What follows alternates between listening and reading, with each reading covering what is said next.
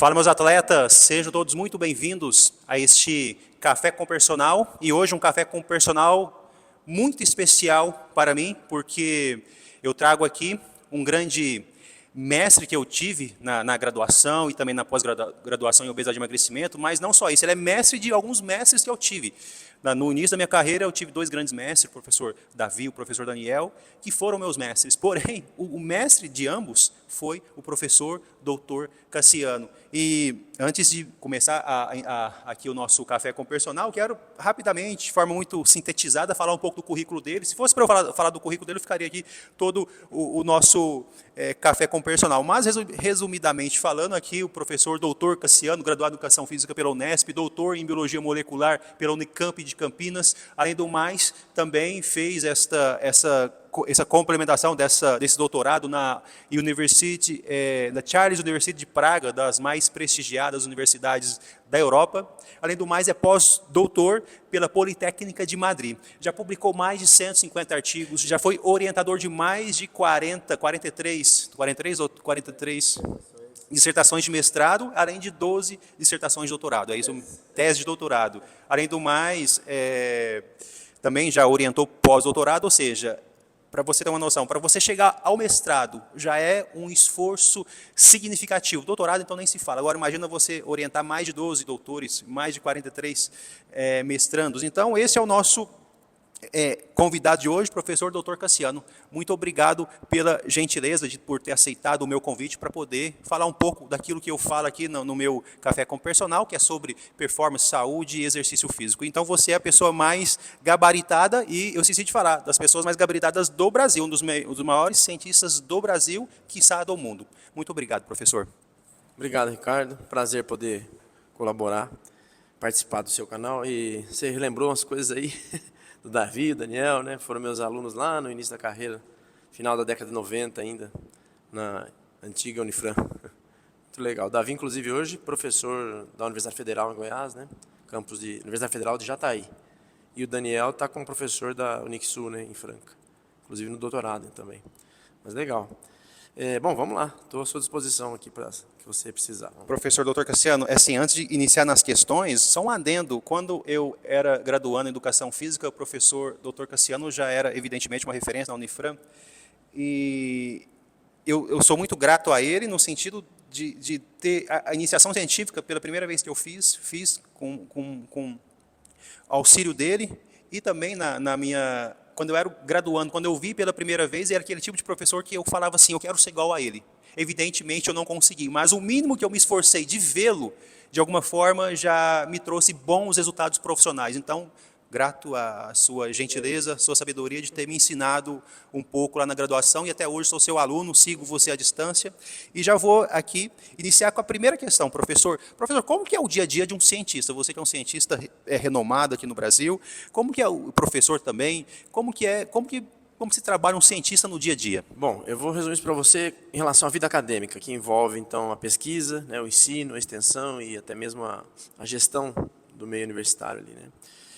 Focando especificamente mais na pesquisa e no ensino, a pesquisa no Brasil, assim como em qualquer local do mundo, ela depende muito de dinheiro, né? Então, pesquisa é uma coisa cara. Então, uma parte do trabalho do pesquisador é buscar fundos, buscar os financiamentos. Você tem as agências de fomento, mas que, infelizmente, não são suficientes para o país, por várias razões, né?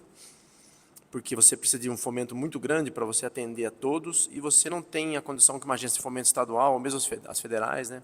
CNPq, no caso federal, a FAPESP, etc., você não tem um aporte para que essas fundações consigam atender a demanda de todos os pesquisadores de uma determinada região. Então, você já começa por aí. Então, é uma competição, você tem que estar sempre tentando escrever um projeto que seja de vanguarda, né?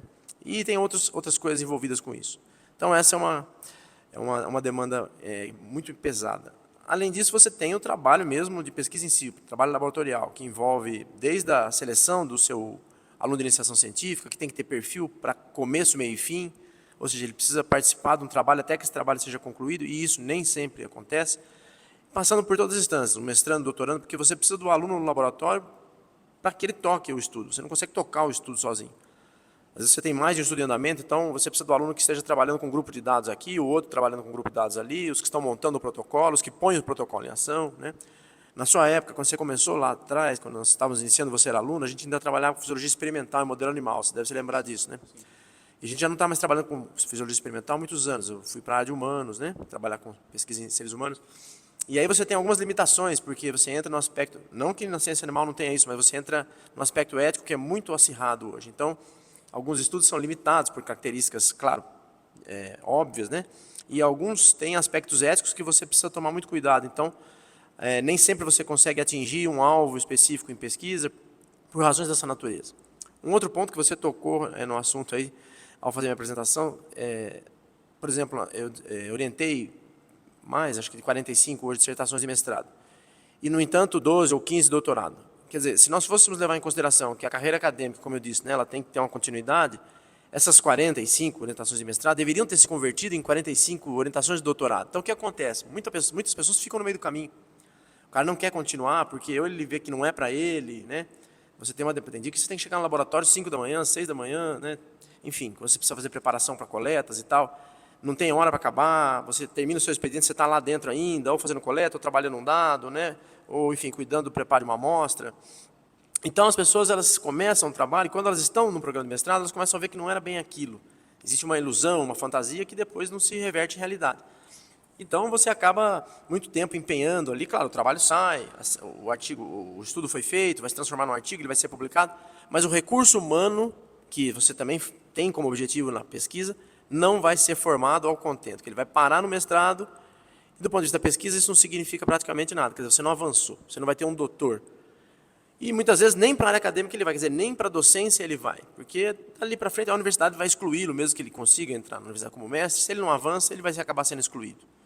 Então é difícil. E ainda você tem que contar com outros percalços, como por exemplo, uma queda de luz que desliga lá um deep freezer, você perde suas amostras que estavam congeladas a menos 80, se você estiver fazendo uma análise de DNA, uma análise de proteína, isso tem que estar devidamente refrigerado, e por alguma razão, que não depende de nós, ainda mais um país com estabilidade, né, elétrica. Então, o pesquisador brasileiro, especificamente, ele passa por muitos percalços. E, além de tudo isso, ainda você tem que atender uma carga horária de docência, seja na graduação e na pós. Então, é uma obstinação. Você tem que dedicar ali a sua vida profissional para aquilo, e ela vai muitas vezes além do seu tempo de dedicação profissional para o seu tempo de dedicação pessoal, sua vida pessoal, né? Então, você tem que gostar, né?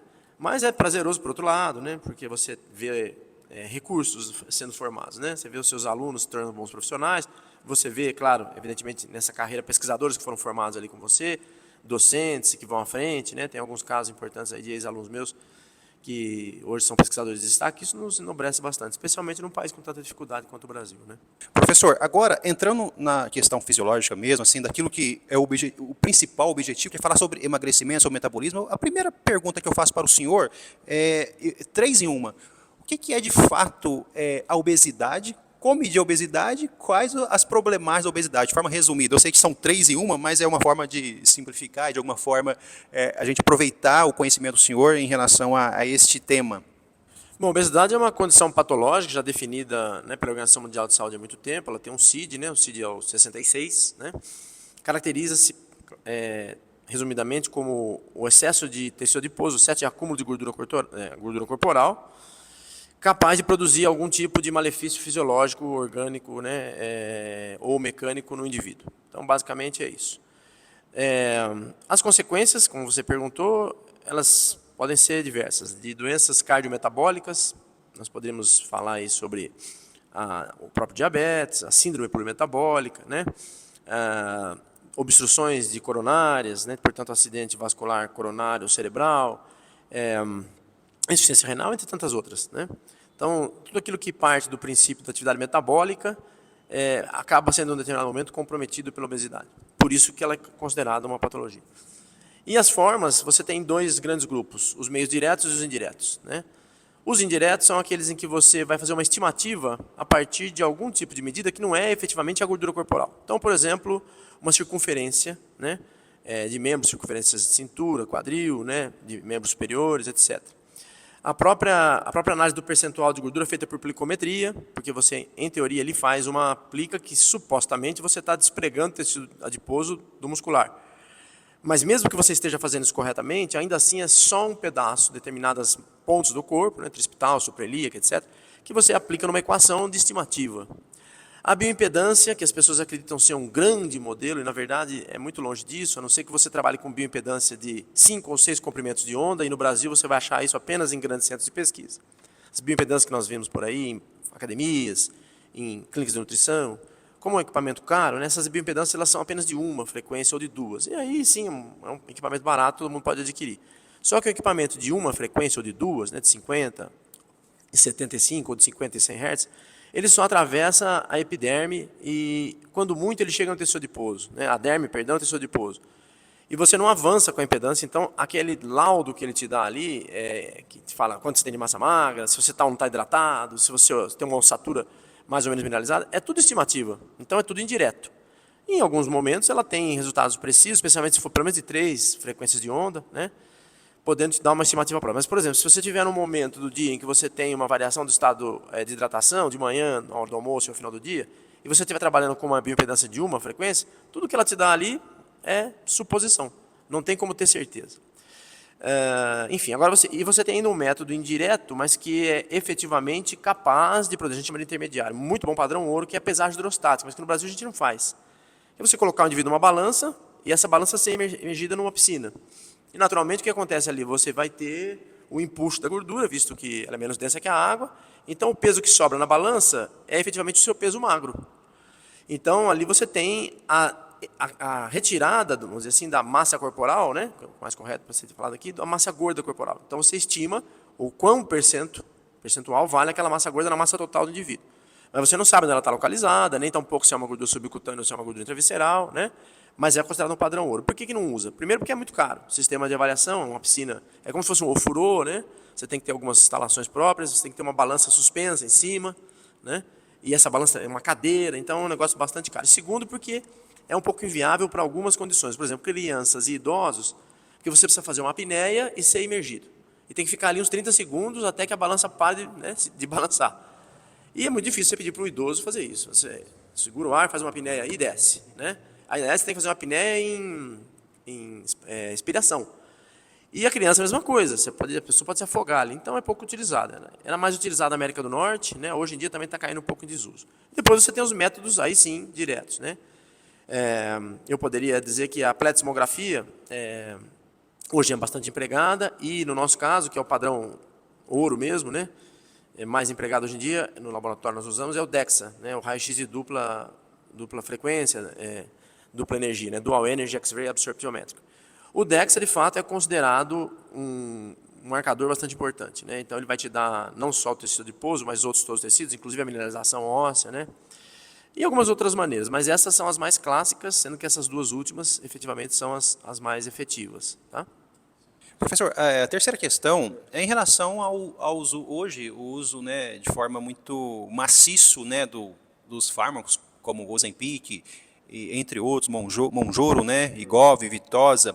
Por que esses fármacos, de alguma forma, potencializam o emagrecimento? E, acrescento, por que e quais são os efeitos, se há efeitos colaterais nesse tipo de emagrecimento com a utilização desse tipo de fármaco? Bom, você falou aí de 2 grupos farmacológicos que são considerados miméticos, né, copiadores, né? As incretinas. Basicamente, o Ozempic é a semaglutida, tá? E tem mais algumas formas de outras empresas farmacêuticas, mas que são basicamente a mesma coisa. E o Mounjaro é a tirzepatida. Esses medicamentos, eles agem estimulando e muitas vezes fazendo o próprio papel de quem? Daqueles elementos que chamamos de incretinas. Quem são eles? São substâncias produzidas pelo trato gastrointestinal e por algumas glândulas, no caso a insulina e o glucagon, mas o GIP, né, que é um peptídeo importante, e também o GLP-1, né, que é outro peptídeo, são logicamente abreviações, né, tá? Glicose, insulina e peptídeo e tal, né? Peptídeo 1 semelhante ao glucagon, entre outros. E esses elementos que são produzidos logo depois que você se alimenta, com exceção do glucagon, é claro, eles têm um papel significativo na modulação do apetite. O glucagon, no período de jejum, aí ao inverso, ele vai ter também uma modulação específica sobre o seu apetite, sobre a sua vontade de alimentar-se, cada um produzindo o trabalho de uma maneira. Quando você tem o uso dessas substâncias, seja semaglutida ou tirzepatida, você estimula, essas incretinas são consideradas anoréxicas, ou seja, aquelas que terminam com a sua fome, que controlam a sua fome. E normalmente nós deveríamos ter isso no controle geral, quando você se alimenta, elas são. E nós produzimos, porém, muitas vezes nós produzimos em pequena quantidade e só conseguimos produzir em maior quantidade quando nos alimentamos de forma muito grande, então a ingestão calórica passa a ser elevada. Outras pessoas não produzem ou produzem pouco. E ainda o terceiro problema é que produzem, mas elas não geram mais um efeito que se deveria no sistema nervoso central. Haja à vista a complexidade do tratamento da obesidade e também das causas, né, da etiologia da obesidade. São diversas. Eu falei para você do código, né, do código CID, que é o 66, mas você tem uma subclassificação de 9 formas, né, 66.0, 66.1, são as diferentes formas da obesidade. Né? A mais clássica é a ingestão calórica, é o desbalanço energético. Então, essas substâncias, elas efetivamente estimulam a produção desses elementos que eu acabei de falar. No caso da semaglutida, ela tem um papel muito grande sobre uma única delas, tá? Que é o GLP-1. E a tirzepatida, ela estimula 2 deles, que é o GLP-1 e o GIP. Então, hoje em dia, alguns estudos estão mostrando que ela é mais efetiva do que a semaglutida na perda de peso. E não só estimulam a produção desses elementos, como hoje sabemos que elas também agem no sistema nervoso central, produzindo também um efeito semelhante a que essas substâncias fariam. Então, elas podem ser consideradas um indutor das incretinas, mas também um mimético, porque elas copiam o papel dela. E em ambos os casos, especialmente na semaglutida, ela parece inibir a secreção de glucagon. Então, o efeito anoréxico ele está aumentado e o oréxico, que é o inverso, que é o que causa o indivíduo a grande ingestão alimentar, estaria inibido. A questão é que os estudos, no primeiro momento, se mostraram bem efetivos, mas tem estudos mais atuais agora mostrando que elas também não são tão efetivas assim. Até a semana passada, eu li um estudo com pacientes da Inglaterra e Estados Unidos, em que depois de 6 meses, comparando semaglutida com tirzepatida, a tirzepatida foi mais eficiente no controle, mas foi 86% de eficiência contra 72%, né, da semaglutida, mas em quanto? Né? Num percentual pequeno. Os indivíduos em 6 meses, usando tirzepatida, perderam alguma coisa em torno de 4,5 a 6 quilos. E no caso da semaglutida, do Ozempic, alguma coisa em torno de 2,5 a 3,5, 3,6 quilos. Claro que é uma perda, né? Se você levar em consideração que eles estão fazendo só o uso disso, não estão fazendo qualquer outro tipo de... Inclusive, não se propuseram a mudar o padrão alimentar ou a se envolver com programas de gasto energético. Claro que isso é uma diferença, que significa que está tendo um controle sobre o apetite. Mas ainda assim, né, se você pensar em 6 meses, alguma coisa menor do que 6 quilos, você não teve uma perda nem de 1 quilo por mês. De todo modo, a gente tem que lembrar, né, você não ganhou 6 quilos ao longo de 6 meses, você ganhou ao longo de anos. Né? Então, efetivamente, é um bom tratamento. Agora, ainda é muito caro e é sempre bom lembrar, né, seja lá qual for o modo de tratamento farmacológico ou dinâmica alimentar que você opte a fazer, e você seja muito bem orientado, né, para isso, com orientação médica, etc., você não pode nunca pensar em fazer esse tratamento apenas dessa forma farmacológica. E você vai ter outras consequências. Inclusive, eu posso dizer que o tiro vai sair pela culatra, porque a perda de massa magra vai ser inevitável. Né? Mas, enfim, são esses medicamentos. E os nomes que você falou são, basicamente, nomes comerciais usados por empresas farmacêuticas diferentes. Mas, com exceção do Monjauro, que é, de fato, uma incretina diferente das demais. Professor, para definir, então, o que significaria o emagrecimento na prática? Como que você define? Ou como que é uma definição? Você poderia me dizer?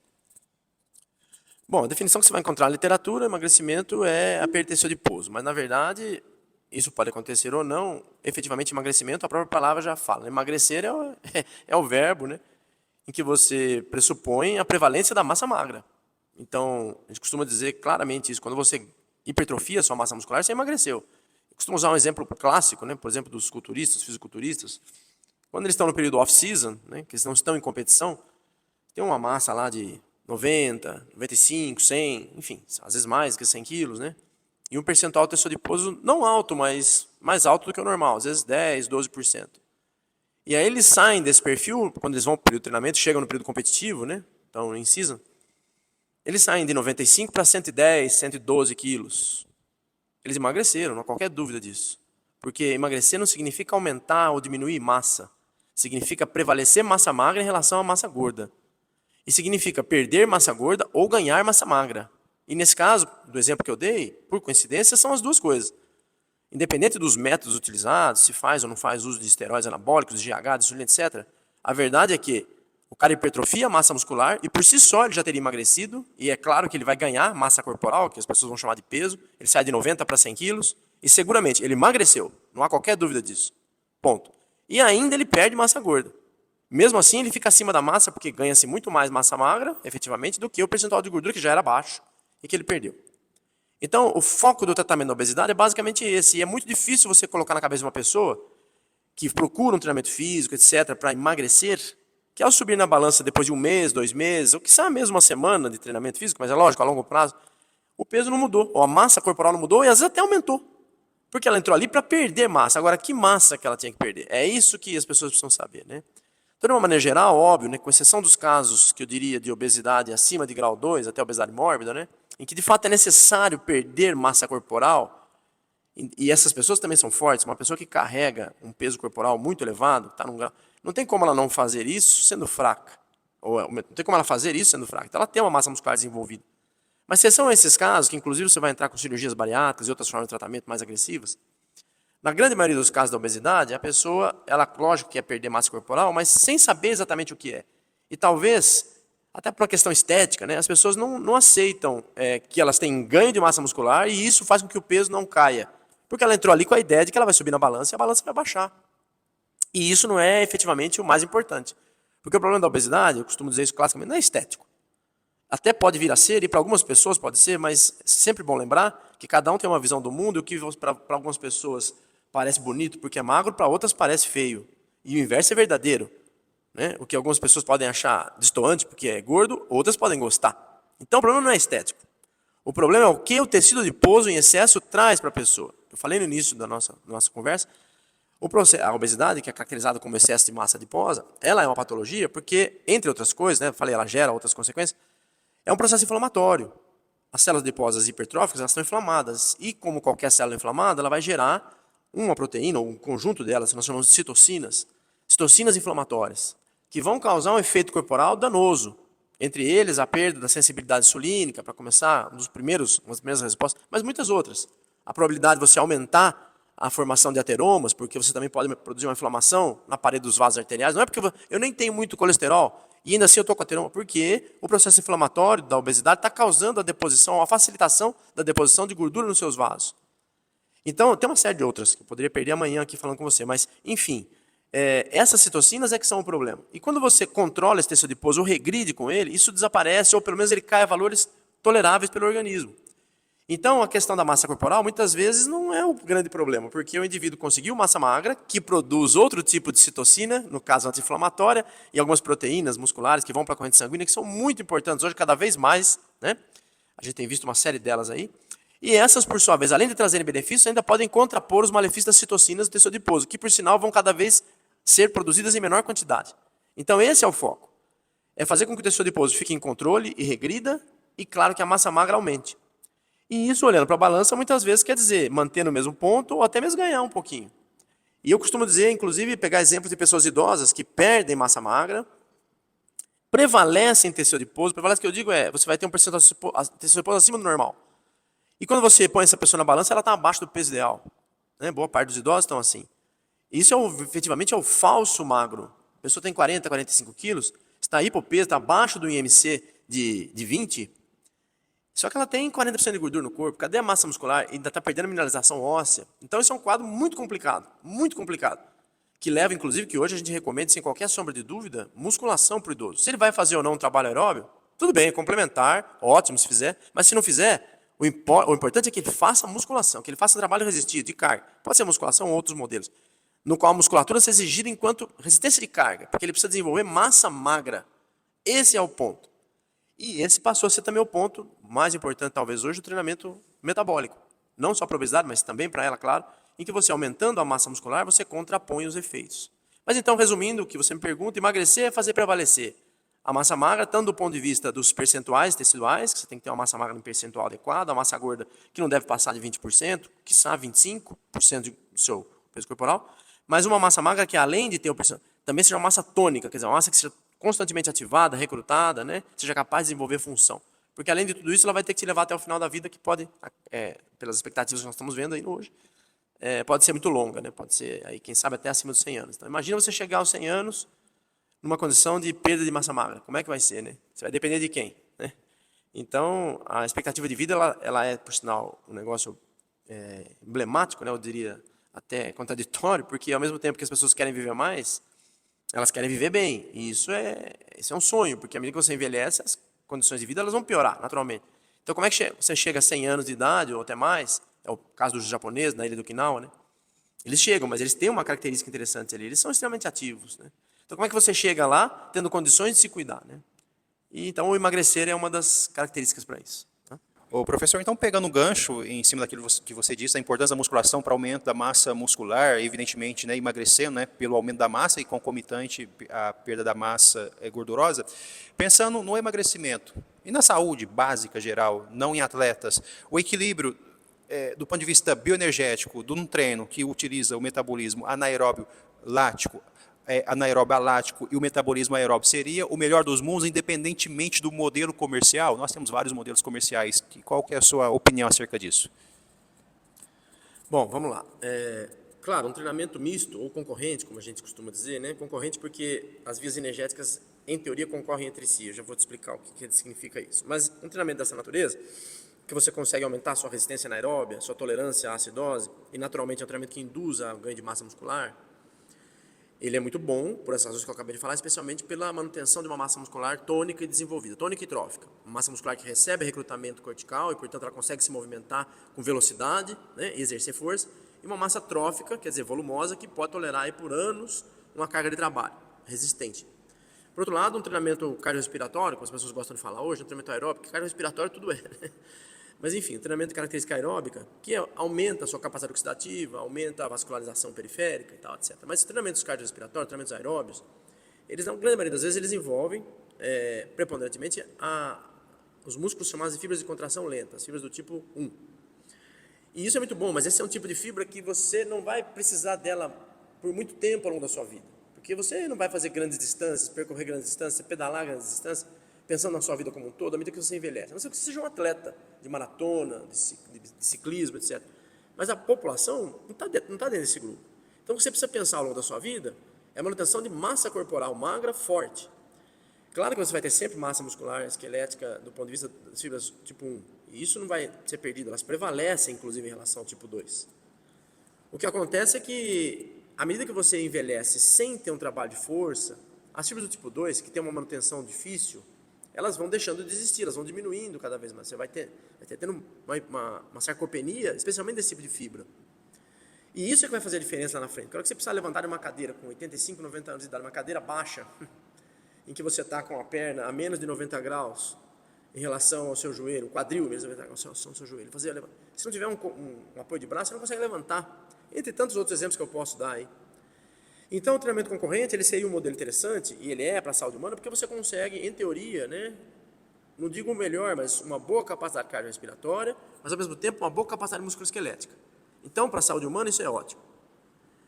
Isso não é tão eficiente, e claro, você vai precisar de um componentezinho de cada um, claro, mas para um atleta, por exemplo, se você pensar num atleta de força, ele não tem interesse em fazer um trabalho cardiorrespiratório, porque eu não vou entrar em detalhes enzimáticos aqui, mas durante o processo das vias respiratórias, uma específica enzima do trabalho aeróbio, ela compromete a expressão da TOR, do gene da TOR, e por consequência diminui o potencial hipertrófico. Então, quanto mais cardiorrespiratoriamente você está condicionado, em teoria você tem um menor potencial hipertrófico. Isso já está demonstrado na literatura, etc. E não é por outra razão, mesmo seja empírico, que culturistas e tal, quando você vê o cara fazendo um trabalho, ele está na esteira andando, para tentar ali manter um trabalho cardiorrespiratório contínuo, acima um pouquinho do repouso, por um período maior de tempo. Porque ele tem um pavor de perder massa magra. E de fato, se você começa a prevalecer fibras de contração lenta, o trabalho oxidativo, o trabalho energético dessa fibra acaba tomando energia da outra também. E o inverso é verdadeiro. Se você pretende um desempenho aeróbio, você tem que treinar fibras de contração lenta e treiná-las de forma aeróbia, oxidativa. Treinamento de intensidades elevadas, claro, mas aeróbio. Então, você não precisa daquela fibra de contração rápida, que seria um peso morto para você carregar, especialmente na corrida. Então, para que fazer um trabalho de força, de hipertrofia para um maratonista? Embora, hoje nós saibamos que existe uma necessidade, um mínimo de capacidade de regeneração muscular e, claro, de força na corrida também. Então, sim, vai haver um trabalho de musculação para o maratonista, para o ultramaratonista, até para que ele se recupere, etc., para que ele se prepare, mas muito, muito, muito aquém do que é um trabalho de treinamento de força. Eu diria, para qualquer um de nós que não somos maratonistas, enfim, não sei se você é ou não, mas se eu passasse a treinar, se eu for comparar o meu treinamento de musculação com o de um maratonista, uma pessoa normal, o treinamento de musculação dessa pessoa é mais carregado do que o do maratonista, porque o objetivo dele não é aquele. Então, voltando à questão da saúde humana, sim, poder aumentar a sua capacidade de treinamento cardiorrespiratório, poder aumentar a sua capacidade de treinamento de força, tendo em vista que você não vai ser nem um culturista nem um maratonista, isso é excelente. Mas lembrando que à medida que as pessoas envelhecem, fica cada vez mais difícil, e não só do ponto de vista de realizar o treino, mas do estímulo para realizar o treino físico, especialmente para treinos de longa duração.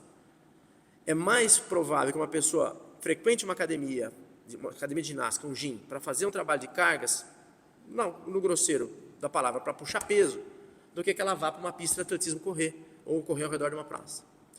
E, recentemente, nós temos visto algumas outras coisas importantes sobre a questão da corrida. A corrida é excelente, não há dúvida, mas a corrida crônica ao longo de muito tempo da vida, independente se é um corredor, ou se é um corredor profissional, quero dizer, ou se é uma pessoa que adotou a corrida na sua vida, a corrida também tem suas consequências, como toda atividade, e especialmente por ser uma atividade pedestriana de impacto.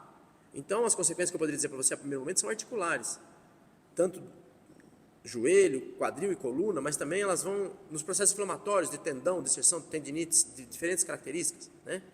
Aquiles, patelar, etc. Então, ao longo do tempo, você acaba também desenvolvendo doenças crônicas, inflamatórias, e até mesmo lesões ortopédicas, como esmagamento de tecido sinovial, de articulação, né? Podendo levar a desgaste como artrites, etc., que também precisam ser ponderadas. E você não pode esperar chegar lá para ponderar isso. Então, é função da ciência, de pesquisadores, etc., começar a demonstrar isso para a população também. Quer dizer, correr é bom, mas como é que você corre? Não é só colocar um tênis de qualquer natureza e sair correndo na rua. Primeiro, sem orientação nenhuma. Como é que você vai programar o seu treino de corrida se você nunca ouviu? Você vai simplesmente correr. Né? Não vou nem considerar o fato de que tem que passar por exames médicos, pré-avaliativos, etc. Nem tô, né? É óbvio, a partir do princípio que as pessoas saibam disso. Mas tá bom, você está liberado para a corrida, como é que você vai correr? Não é à toa que você vai hoje numa loja aí, tênis, não vou citar marcas, mas as marcas mais conhecidas, você vai pagar um tênis de corrida bom hoje, 1.200, 1.400, 1.500 reais. Fala, não, vou comprar um tênis de 300.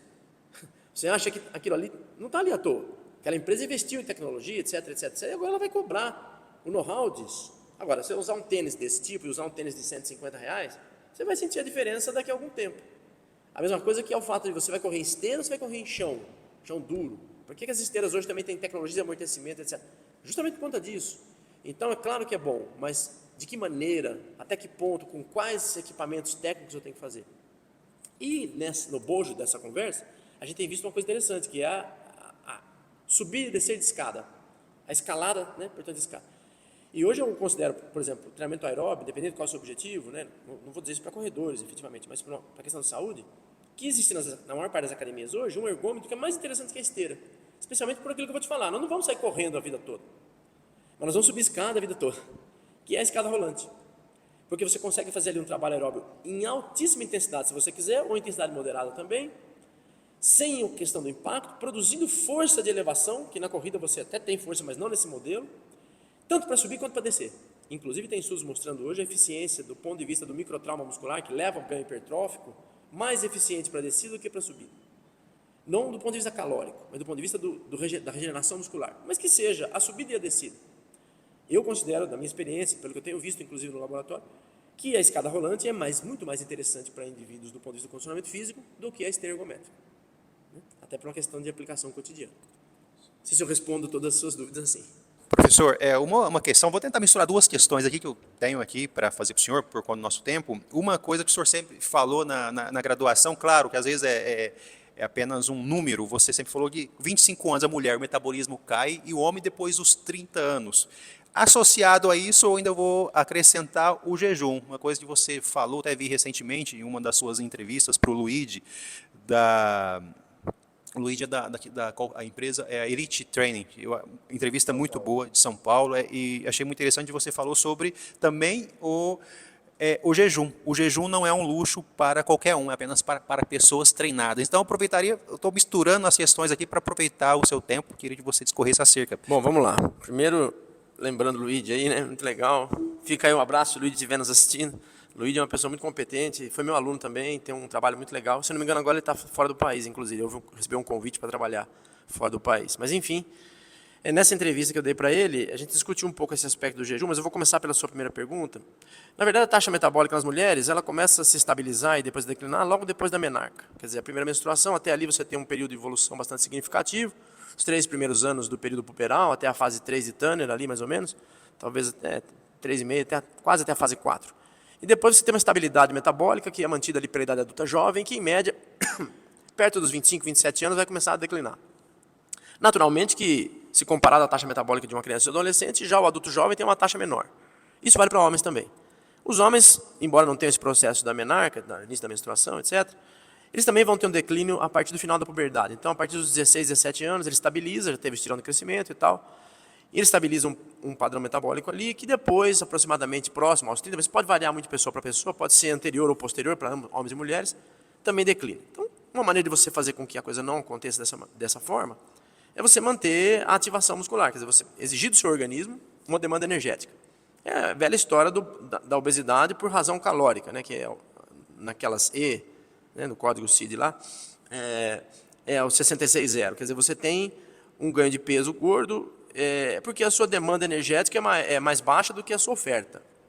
E a oferta, é claro, ela é alimentar e está cotidianamente relacionada com os nossos hábitos, ela é cultural. Dificilmente você vai abandonar o padrão alimentar que você já adquiriu ao longo da sua infância e idade adulta jovem. Você vai continuar se alimentando daquela maneira, às vezes até mais, por várias razões, que entram desde do cotidiano até aspectos afetivos, porque você gosta de um determinado alimento que te lembra a sua família, porque o sabor daquilo está associado com a sua infância, etc. Então é muito difícil você mexer no padrão alimentar de uma pessoa. Os nutricionistas sofrem com isso. É muito difícil. Então, se você não consegue mexer na oferta, você tem que mexer na demanda. Você tem que aumentar essa demanda. Ou pelo menos mantê-la efetiva. Levando em consideração que a nossa taxa metabólica vai cair, porque senão o padrão alimentar que era já aquele, não seria eficiente para aumentar o seu peso. Se ele está aumentando e você não mexeu no padrão alimentar, é porque a sua taxa metabólica caiu. Então, a maneira de você fazer isso é exigindo do corpo. Não existe outra forma. E exigir do corpo é o que nós estamos discutindo aqui até então. Então, uma forma de você evitar o declínio precoce da taxa metabólica é logo, desde cedo, manter-se ativo. Isso poderia, quando eu falo desde cedo, não precisa ser adolescência, embora seria ótimo se assim fosse, mas ainda em fases precoces da sua vida adulta, jovem. Então, antes dos 40 anos. Quanto mais antes disso você começar, melhor, né? E não só pelo ponto de vista calórico, mas também pelo que você me perguntou anteriormente. Se eu mantenho a musculatura ativa já desde o princípio da minha vida, a possibilidade de uma vida funcional mais longeva, quer dizer, ser capaz, sendo autônomo a anos mais distantes da minha vida, vai ser maior.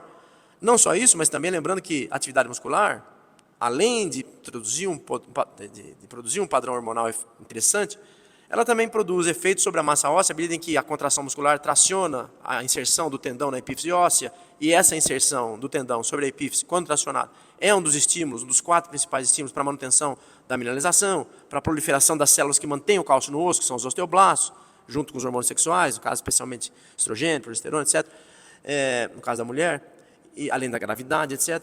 Então, tracionar a musculatura dos grandes membros, né, fazendo com que tíbia, fêmur sejam constantemente exigidos, também incide em uma saúde mineral óssea mais longeva. Então, de toda forma que você olha, seja metabolicamente ou funcionalmente, o treinamento físico vai produzir um aumento dessa capacidade, dessa função e por mais tempo. A segunda pergunta, que é a do jejum, é basicamente o seguinte. O jejum, eu costumo dizer a seguinte regra, não é para qualquer um, porque não é para sedentário. Jejum significa estar com o alimento à frente do duodeno, no jejum ou no intestino grosso e assim por diante. Por quê? São as partes intestinais em que todo o aporte calórico já foi absorvido.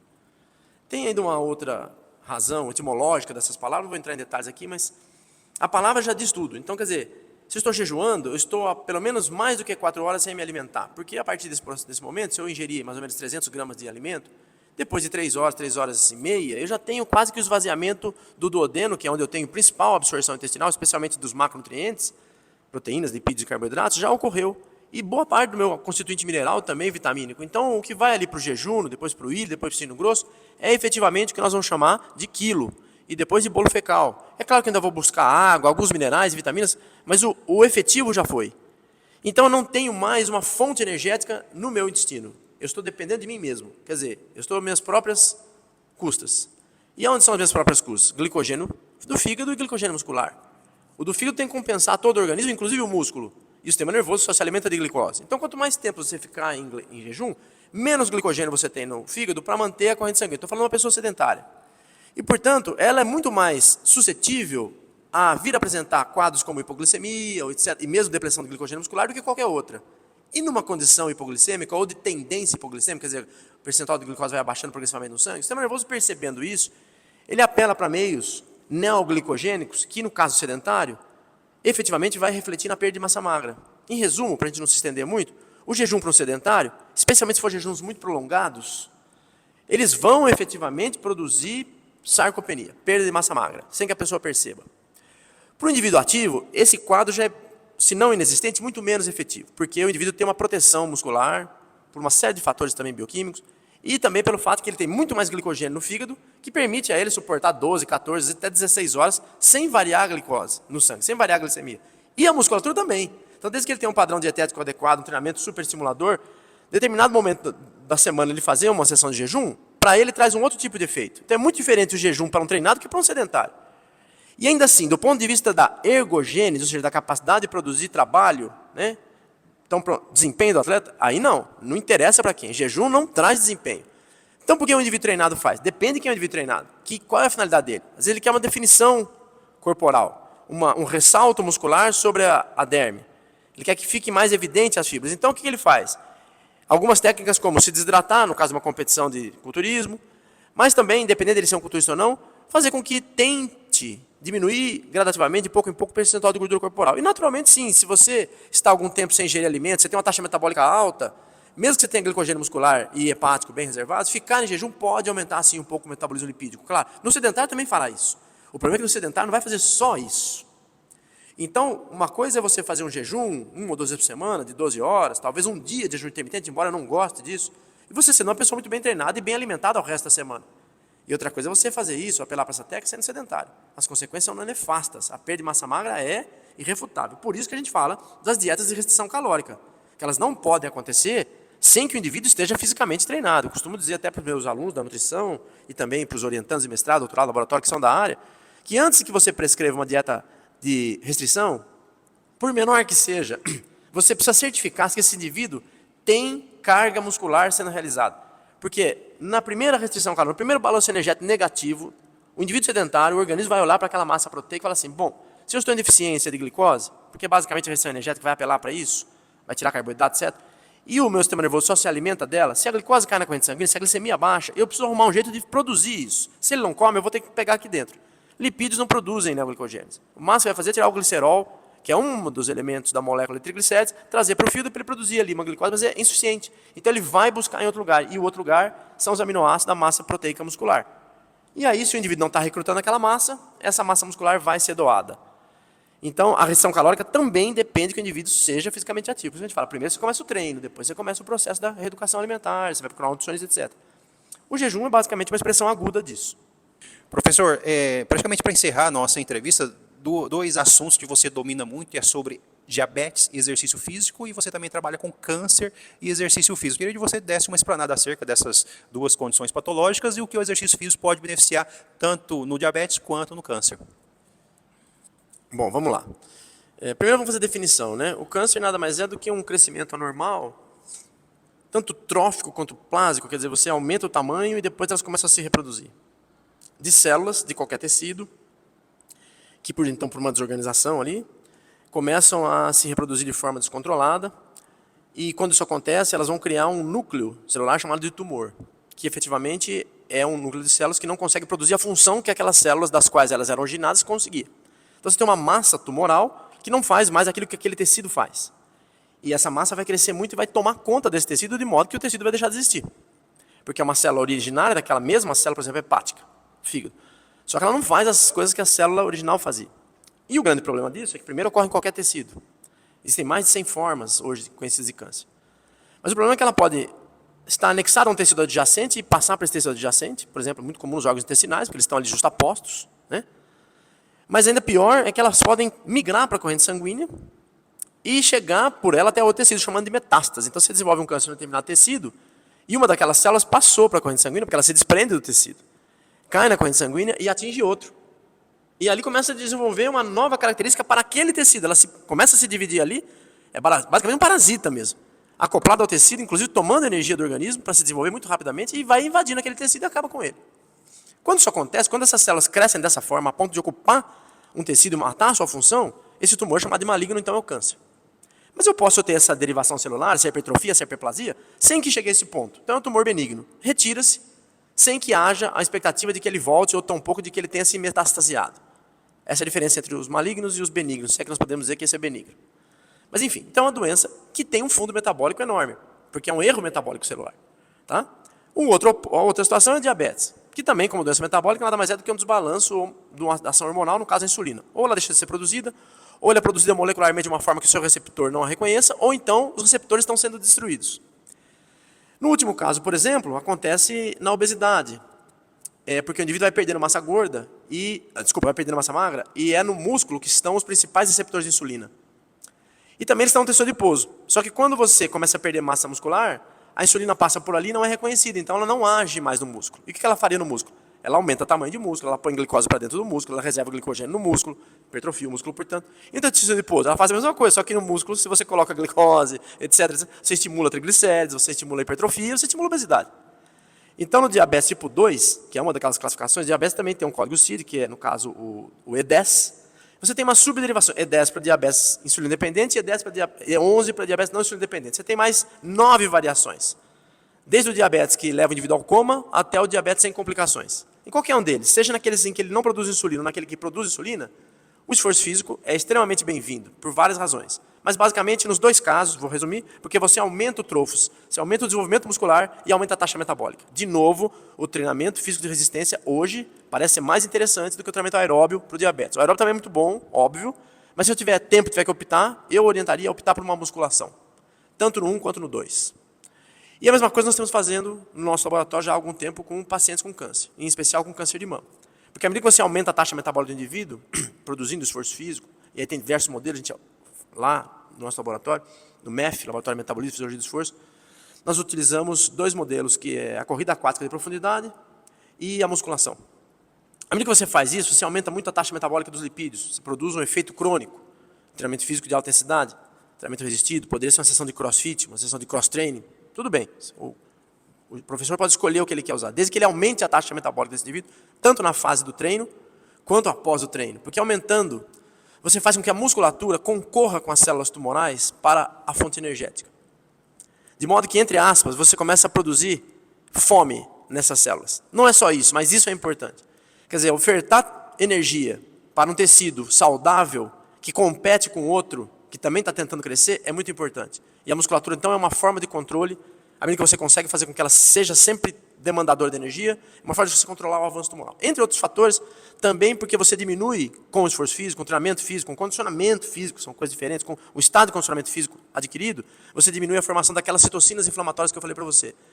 Que no caso o tecido adiposo produz muito. Por isso que, entre outras coisas, a obesidade hoje é considerada um fator de risco. Porque essas citocinas inflamatórias podem ser tumorogênicas, podem ser cancerígenas, carcinogênicas. Então, quando você controla, como por exemplo, fator de necrose tumoral alfa, interleucinas diversas, né? Resistina, que é uma proteína produzida pelo tecido adiposo e que causa, como o nome fala, a resistência à insulina, porque ela diminui a atividade do receptor de insulina no músculo. Quando você diminui essas proteínas, citocinas inflamatórias, você desfavorece o ambiente para a formação de um tumor, para o surgimento de um tumor. E o esforço físico ele faz exatamente isso. Mesmo que ele não te emagreça, ele bloqueia, não te emagreça no sentido, até vou corrigir, que ele não diminui o seu tecido adiposo, ele bloqueia a possibilidade da formação, ele diminui demasiadamente a formação dessas citocinas, além de produzir as suas próprias citocinas não inflamatórias, ou anti-inflamatórias, são muito importantes. Então você concorre com o tumor, à medida que você diminui a oferta de energia para esses tecidos, e ao mesmo tempo, à medida que você contrapõe as citocinas que o estimulariam. Né? Além de trazer todos os benefícios do treinamento físico, que você sabe, melhor que eu, que uma pessoa vai ter quando está treinando. Então, basicamente, em resumo, é isso. Professor, praticamente para fechar, uma pergunta clássica que eu copio da Bujan, que eu faço para todos os meus entrevistados, e eu gosto de entender o que a pessoa pensa acerca da vida. E eu perguntaria, professor, doutor Cassiano, o que é a vida? Uma excelente pergunta. Se nós imaginarmos do ponto de vista literal, biológico, uma definição clara, já estabelecida há muitos anos, né, na literatura, é uma propriedade que alguns organismos apresentam de crescimento, nascimento, crescimento e morte. Essa é a definição biológica. Quer dizer, é aquele organismo que vem de um processo gênico, desenvolve a sua característica genética e termina com essa capacidade de proliferação genética em um determinado momento. Definição bastante abstrata, né, se a gente for pensar do ponto de vista da amplitude. Mas a vida pode ser uma série de coisas. Eu costumo dizer que a vida é, para mim, né, a definição mais importante é a prova da nossa imensa agnose, da nossa imensa falta de conhecimento do todo. Cada dia é um dia. Para muitos é aquilo que não queriam ser, é aquilo que ela não quer mais. Para outros é uma sede constante de algo, cada dia é um dia diferente, né? É o que todo mundo busca, mesmo que não saiba. Mas ainda acredito que, pelo que eu vejo no laboratório, porque eu aprendi ao longo dos meus anos de vida, é justamente a prova de que nós não sabemos basicamente nada. Porque nós considerarmos que nós estamos dentro de vivemos num planeta que pertence a um sistema solar, dentro de uma galáxia, que existem milhares de outras já comprovadas. Então, é muita presunção imaginar que só existe a forma de vida aqui, seja superior ou inferior a nós. Talvez até no nosso próprio sistema solar exista outra. Não sei, mas talvez. Com certeza, em outros sistemas solares dessa galáxia, provavelmente existem. E quantas galáxias mais não existem? Então, quer dizer, o que vai ser a vida nesses outros lugares, né? Portanto, para mim, não deixa de ser uma definição literal, como nós falamos no começo, né? Capacidade de você nascer, crescer e terminar. Mas, ao mesmo tempo, é uma experiência de entender que nós não sabemos nada do que é isso. Professor, você todos os anos, né, tem o curso de verão em Madrid, que você leva vários alunos, vários professores, o próprio professor Daniel foi e falou o quão é interessante poder participar desses cursos, que você é diria que um dos mentores, talvez, aqui no Brasil, que conduz, né, profissionais que queiram se capacitar. Você poderia falar um pouco desse curso de verão em Madrid?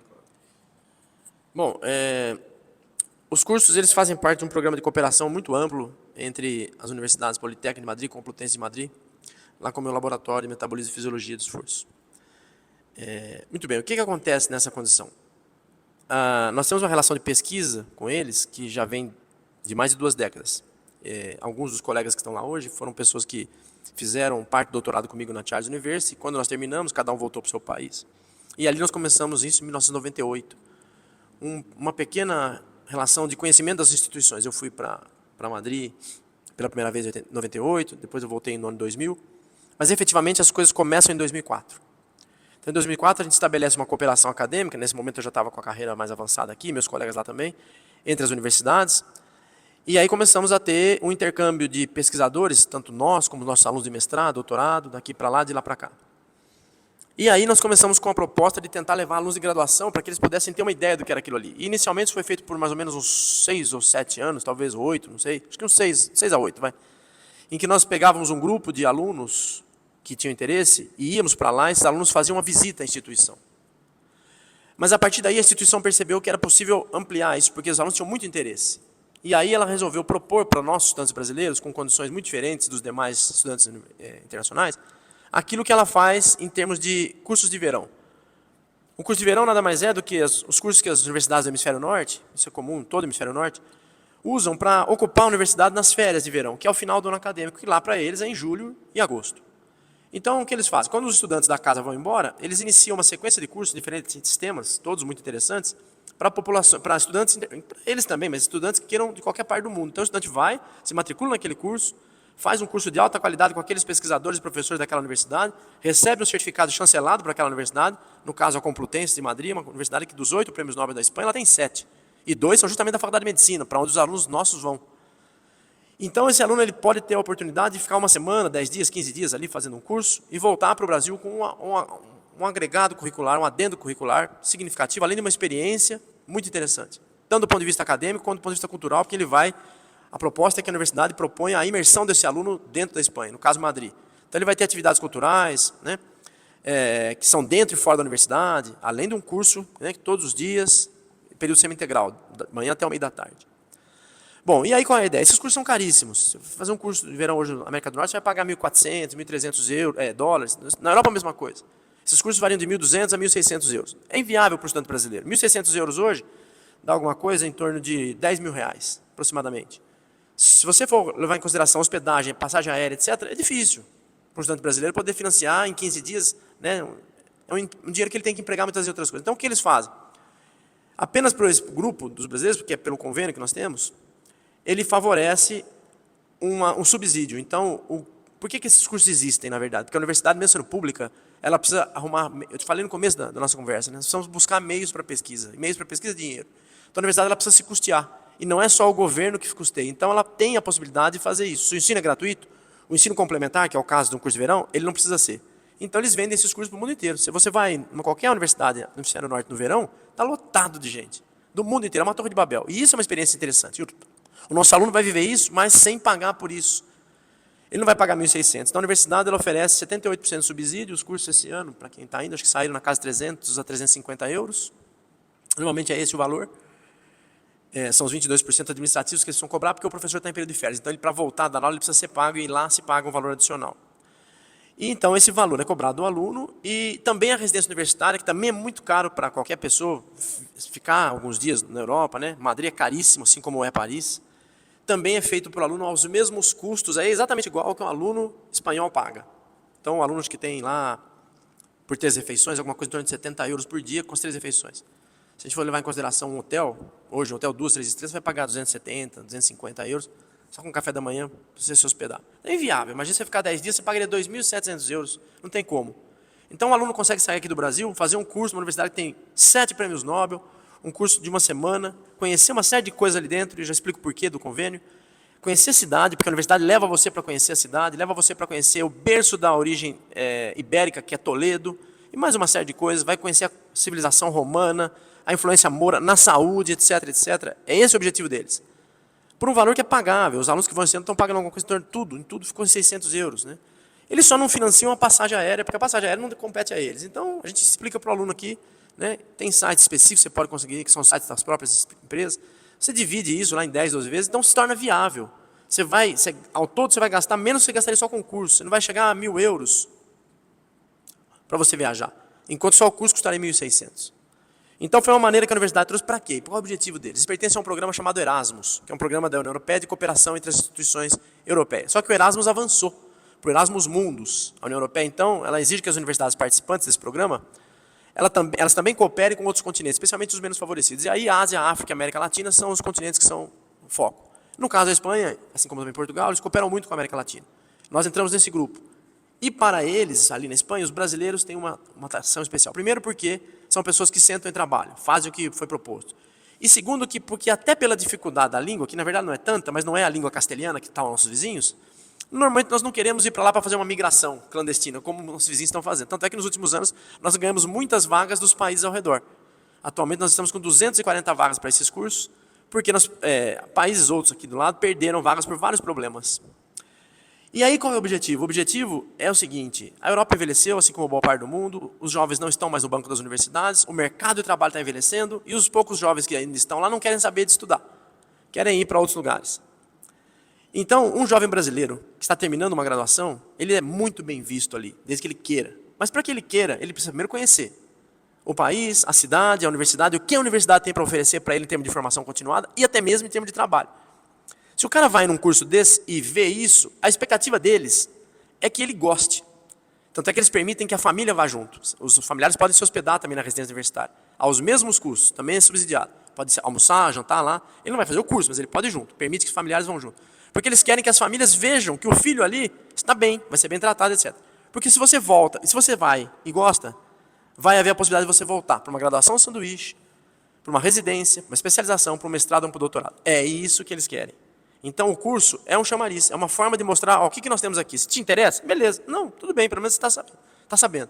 Se você se interessar, nós temos a oportunidade de você voltar para cá, e aí, quem sabe, um contrato de trabalho, um green card, um vice-permanência, porque é o que eles querem. Eles querem atualizar o mercado de trabalho que está envelhecendo.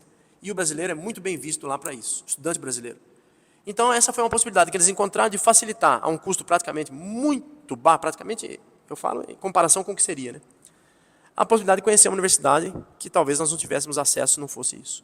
E a gente tem uma experiência muito grande, há muitos anos, muitos estudantes vão, né, e tem sido gratificante. Agora nós conseguimos mais vagas, então estamos tentando preencher, porque se a gente não preenche, essas vagas elas vão para outro país. Provavelmente, se elas não forem preenchidas esse ano, nós tínhamos 160 até o final do ano passado, no início do ano nos deram mais 80 vagas, né, se não estou enganado. Então nós vamos para 240. Se a gente não preencher, essas vagas vão provavelmente para a Argentina, que a Argentina também está com um bom acordo lá com eles. Então, eu estou tentando oferecer, né? Mas, enfim, é um programa que já leva aí mais de 2 décadas, né? E tem sido muito interessante para os nossos estudantes. Sim, eu vou passar para você os contatos, mas pode me escrever um e-mail, tá?